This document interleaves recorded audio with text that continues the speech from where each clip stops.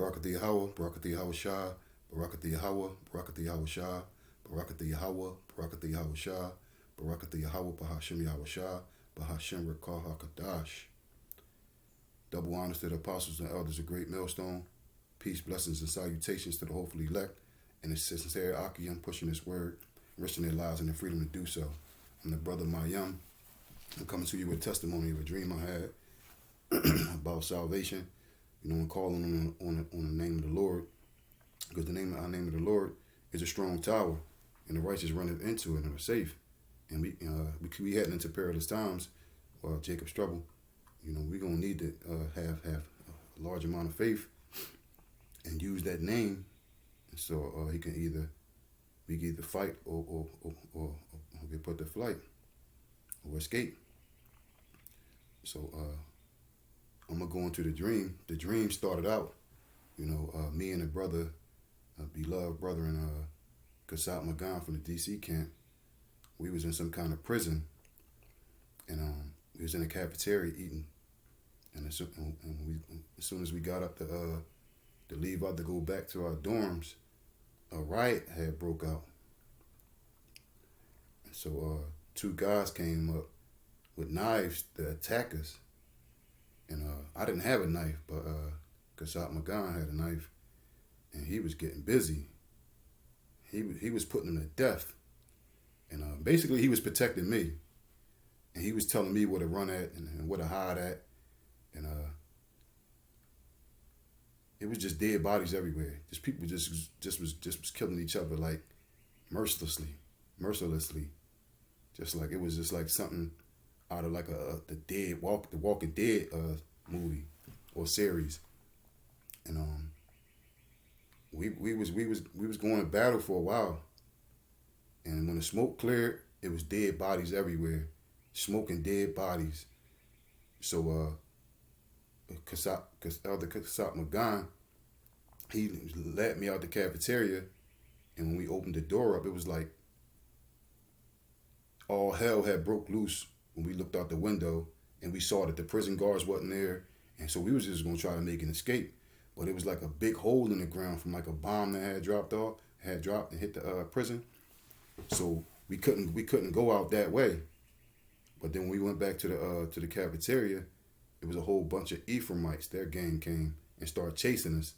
So we had to jump down in the hole.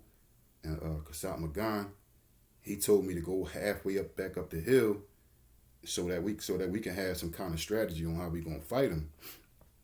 So I was really like basically a spectator.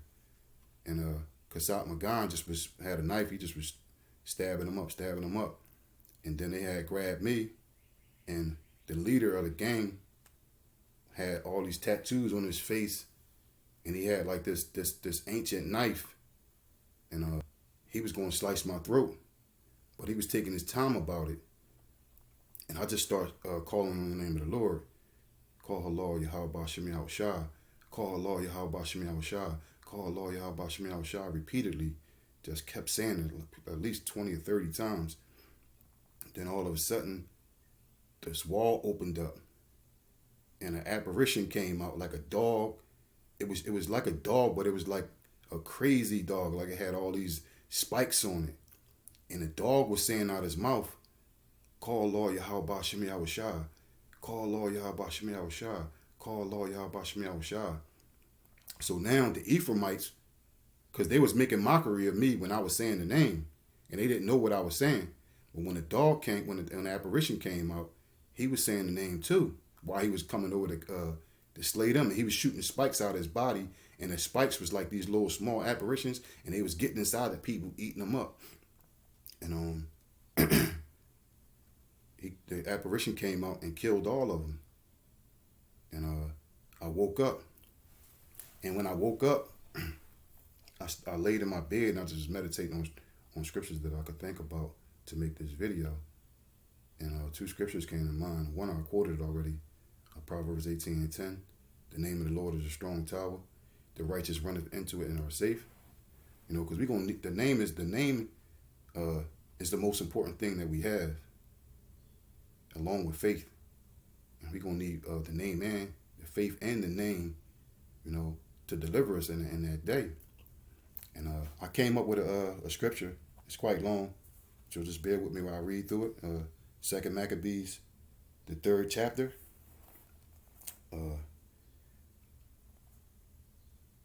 Now when the holy city was inhabited with all peace, and the laws were kept very well, because of the godliness of Ananias, the high priest, and his hatred of wickedness, it came to pass that even the kings themselves did honor the place and magnify the temple with their best gifts. Insomuch, Seleucus, the king of Asia, of his own revenues, bare all the costs belonging to the service of the sacrifices. But the one Simon of the tribe of Benjamin, who was made governor of the temple, fell out with the high priest about this order in the city. And when he could not overcome Ananias, he gat him to Apollonius, the son of Theraces, who was governor of Caesarea and Pinus, and told him that the treasury in Jerusalem was full of infinite sums of money, so that the multitude of their riches, which did not pertain to the account of sacrifices, was innumerable, and that it was possible to bring all into the king's hand. Now when Apollonius came to the king and had showed him of the money whereof he was told, the king chose out Heliodorus his treasurer, and sent him with a commandment to bring him the foresaid money. So forthwith Heliodorus took his journey under a color of visiting the cities of Caesarea and Pinus, but indeed to fulfill the king's purpose. And when he was come to Jerusalem and had been courteously received of the high priest of the city, he told him what intelligence was given of the money, and declared wherefore he came. And he asked if these things were so indeed.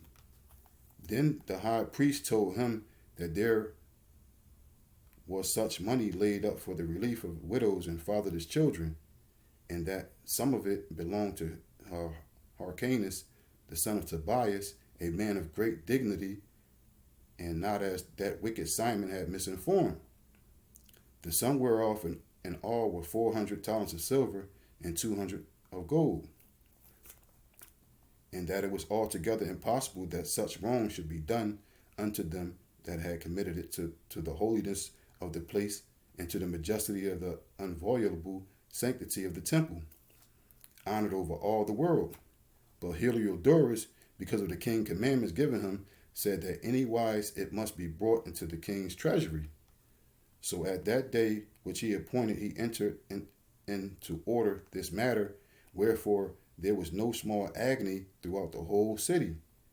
But the priests, prostrating themselves before the altar in their priest's vestments, called unto heaven upon him that made a law concerning things given to be kept, that they should safely be preserved for such as had committed them to be kept.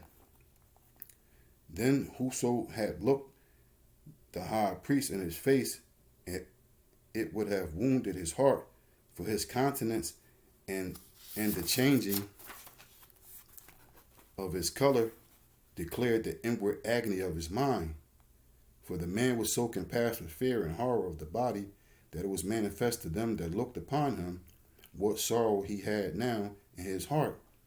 Others ran flocking out of their houses to the general supplication, because the place was like to come into contempt. And the woman, girt with sackcloth under her breasts, abound in the streets, and the virgins that were kept in ran, some to the gates and some to the walls, and others looked out of the windows, and all, holding their hands toward the heavens, made supplications. Then it would have pitied a man to see the falling down of the multitude of all sorts, and the fear of the high priest being in such an agony. Then they called upon the Almighty Yahweh to keep the things committed of trust safe and sure for those that had committed them. Nevertheless, Heliodorus executed that which was decreed.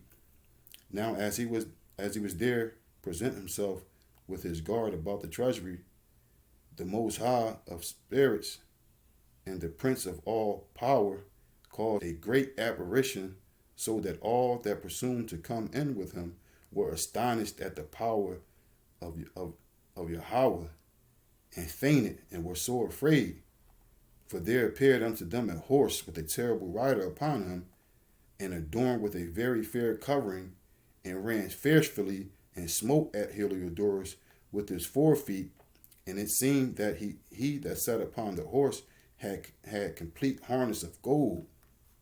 Moreover, 2 other young men appeared before him, notable in strength, excellent in beauty, and comely in apparel, who stood by him on either side, and scourged him continually, and gave him sore stripes. And Heliodorus fell suddenly unto the ground, and was compassed with great darkness. But they that were with him took him up, and put him into a litter. Thus him that lately came with a great train, and with all his guards into the said treasury, they carried out, being unable to help himself with his weapons, and manifestly they acknowledged the power of Yahweh. For he, by the hand of Yahweh, was cast down, and lay speechless without all hope of life. But they praised Yahweh Bahashem Yahushua, that had miraculously honored his own place, for the temple, which a little afore was full of fear and trouble, when the Almighty Lord appeared, was filled with joy and gladness.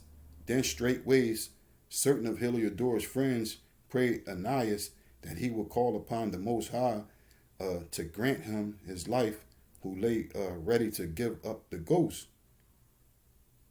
But the high priest, suspecting lest the king should misconceive that some treachery had been done to Heliodorus by the Jews, offered a sacrifice for the health of the man.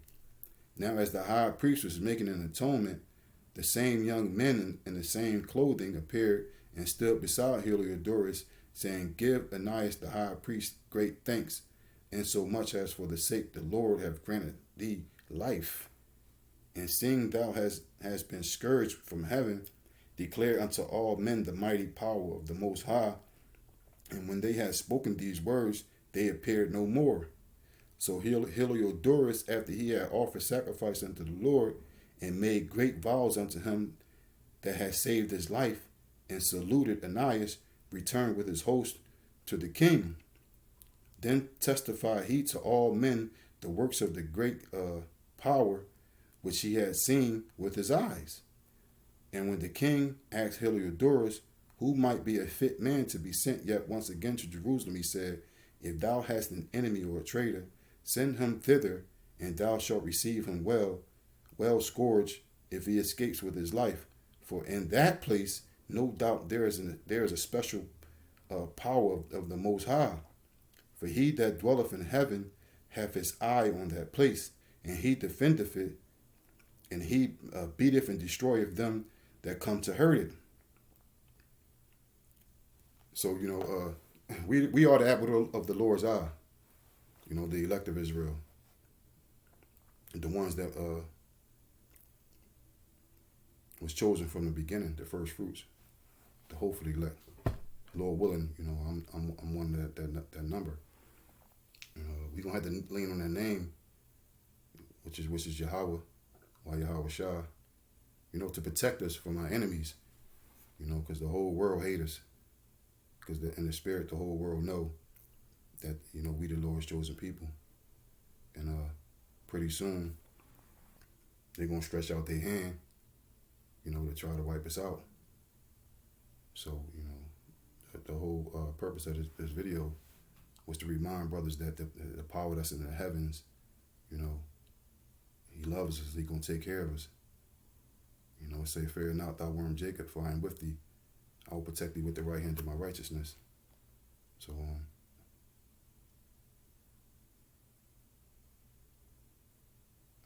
Shalom.